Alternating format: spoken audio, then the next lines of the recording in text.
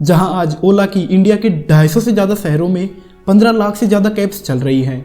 फिर भी company loss के लॉस बुक कर रही है। राइड बुक करने पर कैब ड्राइवर पहले हमसे लोकेशन पूछता है, पेमेंट का मोड पूछता है कि आप पेमेंट कैश में दोगे या फिर ऑनलाइन। कैब बुकिंग से पहले 3 बार तो राइड कैंसिल हो जाती है और फिर कहीं जाकर कोई कैब ड्राइवर आता है। तो चलिए आज की इस केस स्टडी में ओला को गहराई से समझते हैं कि क्या ओला बस चंद सालों का मेहमान है या फिर ओला एक अच्छी वापसी करेगा। साथ ही ये भी जानेंगे कि ऐसे कौन कौन से रीजंस हैं जिन्होंने कि ओला को फेल होने की कगार पर लाकर खड़ा कर दिया। जानते हैं आज की इस केस स्टडी में। लेकिन आगे बढ़ने से पहले अगर आपने चैनल को सब्सक्राइब नहीं किया है तो जो नीचे रेड कलर का सब्सक्राइब बटन है उसे दबाकर चैनल को सब्सक्राइब कर लो, ताकि आपको आगे ऐसी ही इंफॉर्मेटिव केस स्टडीज सबसे पहले मिल सके। ओला की फेलियर को समझने से पहले एक बार शॉर्ट में हम ओला के बिजनेस मॉडल को समझते हैं कि भाई साहब आखिर ये ओला काम कैसे करता है। दरअसल ओला बाकी बड़े स्टार्टअप्स की तरह एसेट लाइट मॉडल पर काम करता है। मतलब ओला टेक्नोलॉजी से कस्टमर्स को सर्विस से जोड़ता है। ओयो के पास खुद के होटल्स नहीं है, जोमेटो के पास खुद की रेस्टोरेंट्स नहीं है, सिमिलरली ओला के पास भी खुद की कारें नहीं हैं। ये सभी कंपनीज टेक्नोलॉजी से एक इकोसिस्टम तैयार करती हैं। लोगों ने कार खरीदकर ओला के साथ काम पर लगा रखी है। ओला उन्हें अपने इकोसिस्टम से कस्टमर्स लाकर देता है और कैब ओनर्स से हर राइड पर एक सर्टेन अमाउंट चार्ज करता है। अब यहाँ तक तो सब कुछ अच्छा है। बिजनेस मॉडल भी एक प्रॉब्लम सॉल्विंग आइडिया पर काम करता है। इन्वेस्टर्स से फंडिंग भी धड़ाधड़ मिल रही है। Ola one of the fastest unicorn company है। कस्टमर्स की कोई कमी है नहीं। डेली बेसिस पर इनके पास 2 लाख से ज्यादा राइड्स बुकिंग आती हैं। तो अब आप कहोगे कि पंकज भाई जब इतना अच्छा चल रहा था तो ओला ने 17,453 करोड़ रुपए का लॉस कैसे बुक कर दिया। आइए अब इसे जानते हैं। जो ये बड़े बड़े स्टार्टअप्स होते हैं इनका प्रॉफिट कमाना मकसद होता ही नहीं है।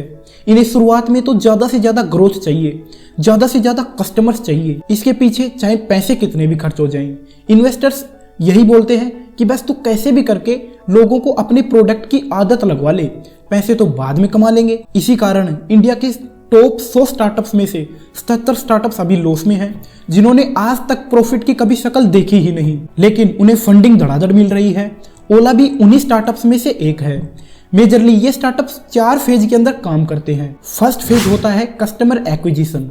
शुरुआत में ओला ने कस्टमर्स को एक्वायर करने के लिए इन्वेस्टर्स का खूब सारा पैसा उड़ाया। कैब्स को बाइक से भी सस्ता कर दिया। ओला ने कई नए ऑफर्स निकाले। पहली राइड फ्री ले लो, सेकंड राइड पर 50% डिस्काउंट ले लो, 5 रुपए पर किलोमीटर, 4 रुपए पर किलोमीटर। उन्होंने कैब्स को ऑटो की सवारी से भी सस्ता कर दिया। अब कस्टमर्स को कहीं भी जाना है तो कस्टमर सिर्फ ओला में ही बैठना चाहता है। जो लोग डेली ऑफिस जाते थे उनके लिए ओला ने कस्टमर पास बनाना शुरू कर दिया। एक बार पेमेंट करो और डेली कैब यूज करो। इसी कारण जो लोग नई गाड़ी लेने की सोच रहे थे उन्होंने नई गाड़ी लेने का ख्याल ही त्याग दिया। उन्होंने सोचा कि यार मेरे को तो घर से ऑफिस तक जाना है तो नई गाड़ी लेने की क्या जरूरत, ओला है ना। इसी तरह शुरुआत में ओला ने खूब कस्टमर्स एक्वायर किए। सेकंड फेज होता है ट्रस्ट। शुरुआत में लोगों ने सोचा कि ओला ज्यादा दिन डिस्काउंट्स नहीं देगा, लेकिन ओला के पास तो इन्वेस्टर्स का खूब सारा पैसा था, इसलिए ओला ने अपने डिस्काउंट्स जारी रखे ताकि कस्टमर्स को ओला की एक बार आदत पड़ जाए, पैसे तो बाद में कमा लेंगे। जब लोगों ने देखा कि यार इतने दिन हो गए ओला तो डिस्काउंट्स पे डिस्काउंट्स देते जा रहा है, इसी तरह लोगों का ओला के ऊपर ट्रस्ट बनने लगा। दूसरी तरफ कैब ड्राइवर्स को इंसेंटिव्स देना शुरू किया। दिन की 12 राइड पूरी करो और 2,000 रुपए का एक्स्ट्रा इंसेंटिव ले जाओ, जिससे कि उस टाइम पर कैब ड्राइवर्स 1 से 1.5 लाख रुपए कमाने लगे। जिससे जो लोग 20 से 25 हजार रुपए की कहीं नौकरी कर रहे थे उन्होंने अपनी नौकरियां छोड़ दी। कई लोग गाँव से शहरों में आ गए, लोन पर गाड़ियां निकलवा ली, 5-5 साल की EMI बनवा ली, क्योंकि उन्हें पता था कि यार 1 लाख रुपए कमाएंगे, 25,000 की EMI भर देंगे, 75,000 तो अपने पास तब भी बच जाएंगे। इनफैक्ट कई लोगों ने तो 5-5 गाड़ियां ओला के साथ लगा दी। इससे कस्टमर्स बहुत खुश, क्योंकि कस्टमर्स ऑटो के रेट्स पर एसी के मजे ले रहा है। कैब ड्राइवर्स के अलग मजे, जहां वो 20 से 25 हजार रुपए कमा रहा था अब वो 1 से 1.5 लाख रुपए छाप रहा है। बस इन्वेस्टर्स और कंपनी खुश नहीं थी, क्योंकि इन्वेस्टर्स और कंपनी की जेब से पैसे जा रहे थे। थर्ड फेज होता है डिपेंडेंसी। ओला ने डायरेक्टली और इनडायरेक्टली कस्टमर्स और कैब ड्राइवर्स को अपने इकोसिस्टम में फंसा लिया। कस्टमर्स ओला पास यूज करने लगे। कस्टमर्स का जो गाड़ी लेने का मन था वो भी खत्म हो गया। कैब ड्राइवर्स ने लोन पर गाड़ियां खरीद ली।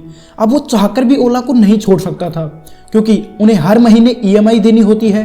तीसरे फेज तक तो ओला बिल्कुल सही चल रहा था, क्योंकि उन्होंने कस्टमर्स भी एक्वायर कर लिए, साथ ही कस्टमर्स के अंदर ट्रस्ट और डिपेंडेंसी भी क्रिएट कर दी। लेकिन ओला फोर्थ फेज के अंदर जाकर कहीं ना कहीं फेल हो गया। फोर्थ फेज होता है प्रॉफिटेबिलिटी। शुरुआत में ओला ने खूब पैसे उड़ाए, लेकिन फोर्थ फेज आते ही ओला समझ चुका था कि अब पैसे बनाने पड़ेंगे, और इसी कारण प्रॉफिट बनाने के लिए ओला ने सबसे पहले डिस्काउंट्स खत्म कर दिए, साथ ही कस्टमर से एक्स्ट्रा और चार्ज करने लग गए। पहले जहां पर कस्टमर 50 रुपए में पहुंच रहा था, वहां पर पहुंचने के लिए अब कस्टमर को 100 से 120 रुपए देने पड़ रहे थे, जिससे कस्टमर्स को समझ में आने लग गया कि भाई साहब ये तो शुरुआत वाला ओला नहीं है। दूसरा, कैब ड्राइवर्स को इंसेंटिव्स देना बंद कर दिया, साथ ही कैब ड्राइवर से 35% एज ए कमीशन और चार्ज करने लग गए, जिससे जो कैब ड्राइवर पहले 1 लाख रुपए छाप रहा था, अब उसकी इनकम घटकर 25 से 30 हजार रुपए रह गई। जब ड्राइवर्स की इनकम 1 लाख रुपए थी, तब उन्होंने खर्चे भी 1 लाख के अकॉर्डिंग करने शुरू कर दिए। बच्चों को अच्छी स्कूल में एडमिशन दिला दिया, साथ ही मकान अच्छी जगह पर ले लिया। लेकिन अब तो कैब ड्राइवर्स के EMI देने के भी लाले पड़ गए। ऐसे में कैब ड्राइवर्स बहुत नाराज हुए। दिल्ली मुंबई में हजारों की संख्या में कैब ड्राइवर्स ने प्रोटेस्ट किया। एक रिपोर्ट के अनुसार 2020 के अंदर बैंक्स ने 30,000 से ज्यादा कारों को EMI ना भरने पर सीज किया है, जो कि ओला और उबर के अंदर काम करती थी। इसे देखकर आप अंदाजा लगा सकते हो कि कितनी भारी संख्या में कैब ड्राइवर्स ने ओला को छोड़ा है, और इसी कारण नए ड्राइवर्स भी ओला के अंदर आने के लिए घबराने लगे। जिन्होंने हिम्मत करके ओला के अंदर आने की सोची, उस टाइम पर कोरोना पेंडेमिक आ गया, जिससे कि ओला के कस्टमर्स और साथ ही कैब ड्राइवर्स टूट गए। इसी के चलते ओला के अंदर कैब्स की शॉर्टेज आ गई। पहले ओला जिन जिन लोकेशंस पर अपनी सर्विस देता था, अब उनकी सर्विस वहां पर नहीं मिल रही। इसी चीज के चलते ओला के कैब ड्राइवर्स ने अपनी इनकम बढ़ाने के लिए कई अलग अलग मेथड्स अपनाए। पहला, आप जब भी ओला बुक करोगे तो ड्राइवर्स आपसे पहले तो लोकेशन पूछेगा, साथ ही आपकी पेमेंट का मोड भी पूछेगा कि आप पेमेंट ऑनलाइन करोगे या फिर कैश दोगे। अगर आप ऑनलाइन पेमेंट बताओगे तो 99% चांसेस हैं कि आपकी राइड कैंसिल हो जाएगी, क्योंकि कैब ड्राइवर कैश में पैसे लेना ज्यादा पसंद करता है। अगर आप ऑनलाइन पेमेंट करोगे तो पैसा उनके खाते में 7 से 14 दिन में आता है। दूसरा, ओला ड्राइवर आपसे कहेगा कि आप राइड कैंसिल कर दो, मुझे चाहे पैसे थोड़े कम दे देना, क्योंकि ओला ड्राइवर से company 35% as a commission charge करती है। तो चलिए अब हम बात करते हैं कि आप इस केस स्टडी से क्या सीख सकते हो, जिसे कि आप अपने बिजनेस के अंदर इंप्लीमेंट कर सकते हो। पहला, आपको शुरुआत से ही एक्सपेंड करने से ज्यादा प्रॉफिट पर ध्यान देना चाहिए, क्योंकि प्रॉफिट के साथ ग्रोथ करना ही असली एक्सपेंड कहलाता है। आपको वैल्यूएशन गेम से ज्यादा प्रॉफिट गेम पर ध्यान देना चाहिए।